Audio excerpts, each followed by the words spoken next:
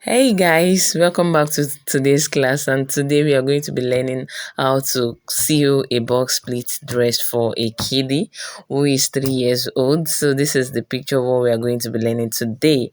And here is my fabric. The fabric I have here is a polka dot. So it's not up to 1 yard, it's just 28 inches, and I'll be mixing it with this fabric. So I'm just going to be adding little touch to it anyway.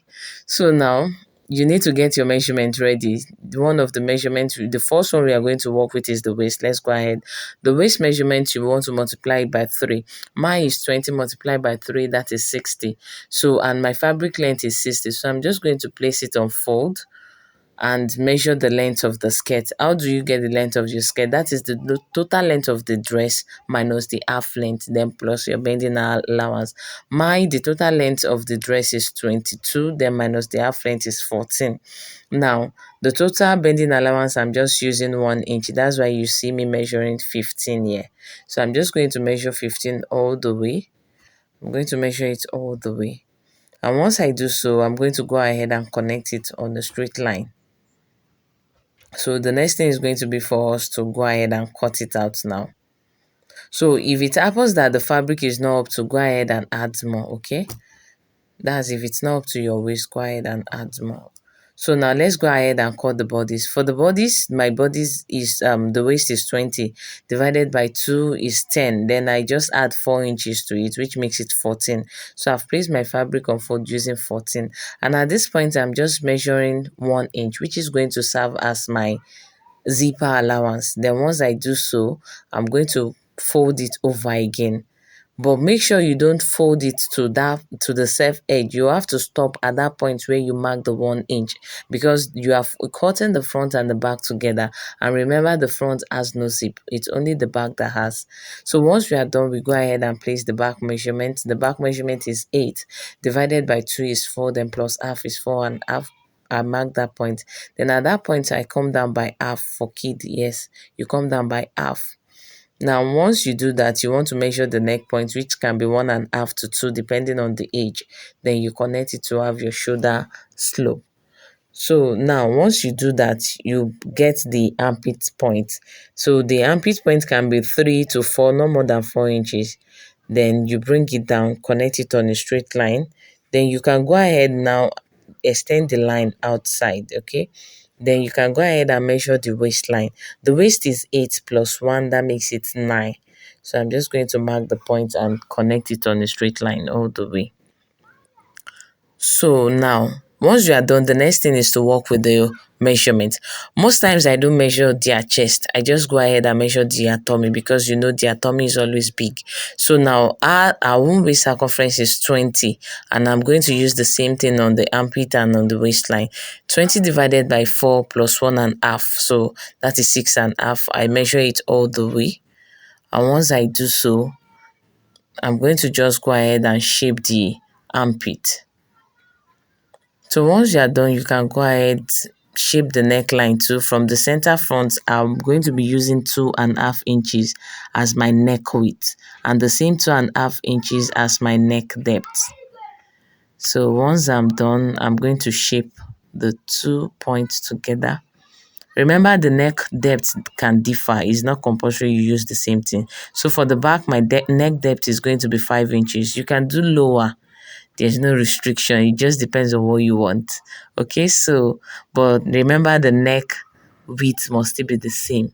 So I'm just going to cut out the waist, then the the front neck, then I'll mark the point, the neck width point, then reshape the back neck now. So, and I'm going to cut it out. Easy and steady. So once I'm done, I'm going to cut the armpit now. Okay. Then we go ahead and cut the shoulder. The shoulder slant is still there. So then we open up the sides, because there's going to be a side seam.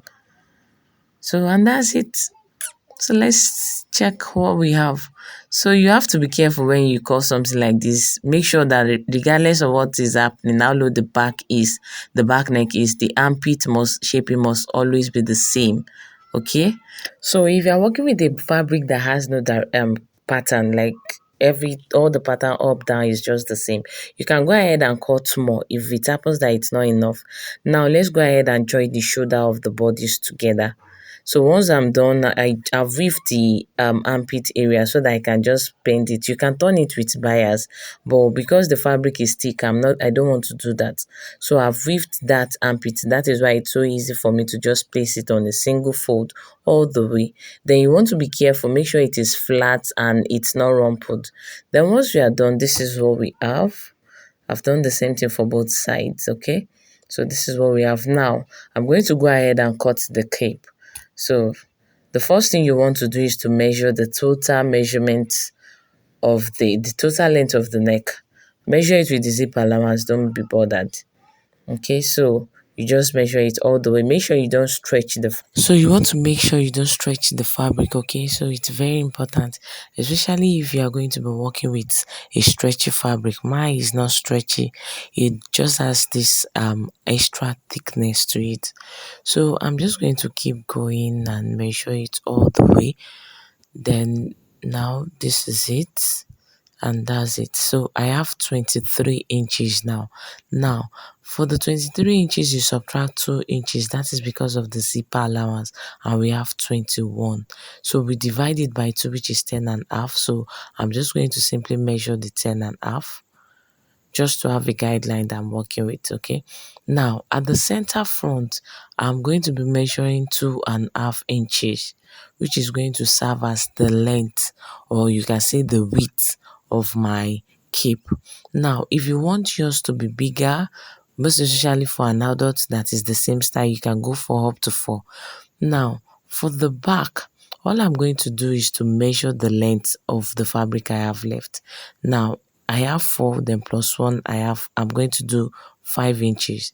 Now, if you notice at the I actually came out by half inch a little bit so that it can give that the cape a pointy look.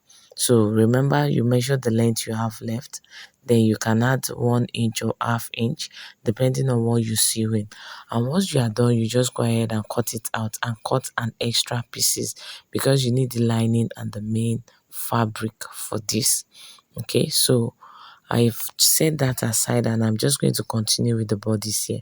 Now for the bodies, remember the seam allowance we used was 1.5. So here I'm just sewing in 3/4. That is the half of 1.5. That is because for a kiddie, you don't want the dress to be tight. It has to be a little bit loose so that it is comfortable for them. Now, once you are done, you go ahead, notch each part, the center, from the sides. Do the same thing too on the skirt. Bring the edges together, notch the midpoint, which is going to serve as the center front. Place it to the other openings, which is going to be the CF and the CB.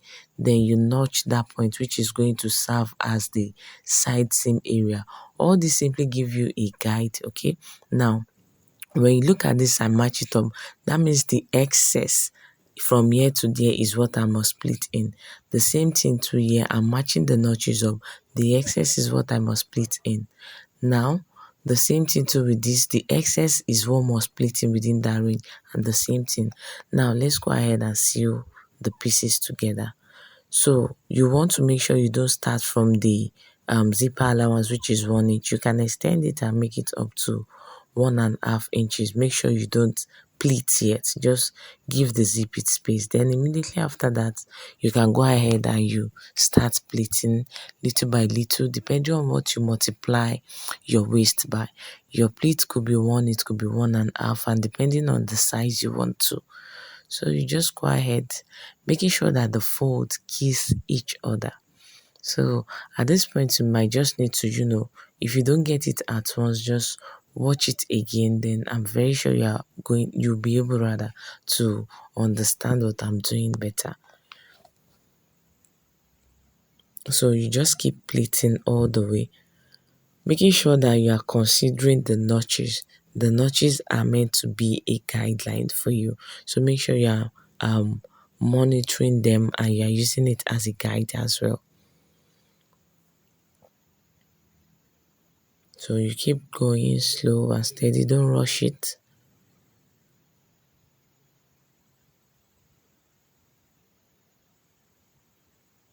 So the same technique too applies for an adult. When you're working with an adult box pleat dress, you can use the same, even for the same style as an adult.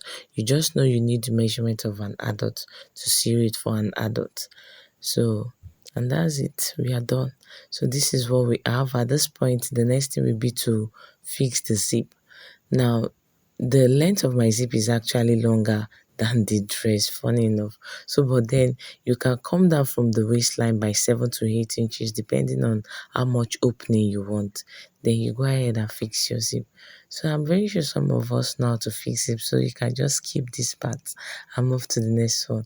But then, if you want to watch how I fix the zip, just stay tuned. Now, um, making sure that, remember, the zip allowance is 1 inch, so we don't want to have excess at the back, so the back isn't bigger than the front at the end of the day. So, and you need to be mindful of the teeth of your zip whenever you are fixing it. So, and I'm just going to fix the side, first side all the way, and that's it. Now we are left with the other side. So now for the other side, I'm going to get a pin so that the waistline will be well aligned and balanced at the waistline and at the top. Then for this one, in most cases, you'd start from the edge of the zip. That was where you stopped when you fixed the first one. And you just make sure you sew in the same 1 inch too. You just keep going, slow and steady does it. And you fix it all the way. So at this stage, we are almost done. So just go all the way. Now, this is the belt I'm going to be using, and also my cape. I've gone ahead, I've pressed my interfacing on each piece, both the lining and the main fabric, because I actually use a soft stay. That's like the paper stay, so you know it's not that hard like a collar stay. So that's why I had to double it, use it on the main fabric and on the lining. Now, once you are done, you sew it all round, then you turn it out. So you notch it so that you'll be able to match up the center front of the cape and the center front of the dress together. And we are just going to sew it all the way around. But then we want to sew this in a way that the joining is well concealed. So we are going to use the method like we are fixing a shirt collar. So the first thing you want to do is open it up, bring the seam, match it up with the teeth of the